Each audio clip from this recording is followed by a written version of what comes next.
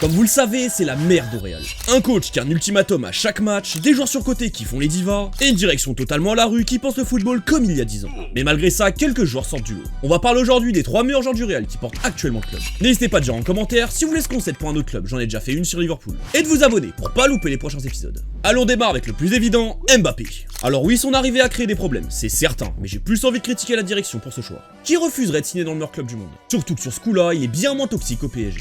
Où il se prenait pour l'entraîneur et le président, et voulait mettre de côté des stars qui pourraient le mettre dans l'ombre. Pour moi, cette saison, il est clairement dans le débat du meilleur joueur du monde. Mais bon, faut des titres, et vu le bourbier du Real, bonne chance. Mais heureusement pour lui, qu'il y a surtout la Coupe du Monde. Pour le deuxième, tout le monde sera d'accord avec moi aussi, je pense. Et bien évidemment, Eder Militao. Pour moi, il est tout simplement dans le top 3 des meilleurs défenseurs au monde sur ce début de saison. Mais ça, c'était avant sa blessure. On parlerait d'apparemment 4 mois pour qu'il revienne. En gros, pratiquement fin de saison. Bonne chance à eux pour faire sans lui. Surtout quand tu vois le niveau de Rudiger et Huysen depuis la fin de la Coupe du Monde des clubs.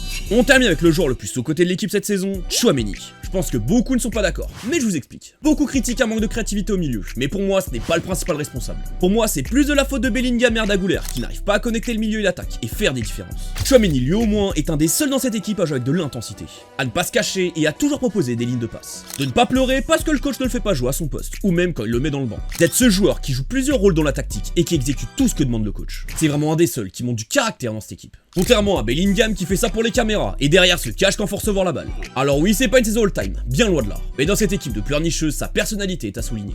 Si tous les joueurs avaient sa mentalité, le club ne serait pas là où il en est aujourd'hui. Et en mention honorable, j'ai aussi envie de souligner 2 autres joueurs. Pour toi bien sûr, même si je le trouve un peu moins décisif que sur sa dernière saison. Et Carreras qui est un peu dans le même sac que Tchouaméni. Tout n'est pas parfait, mais il ne se cache pas contrairement à beaucoup. Bref, du coup n'hésitez pas à mettre votre top 3 en commentaire. De like et de vous abonner pour plus de vidéos foot.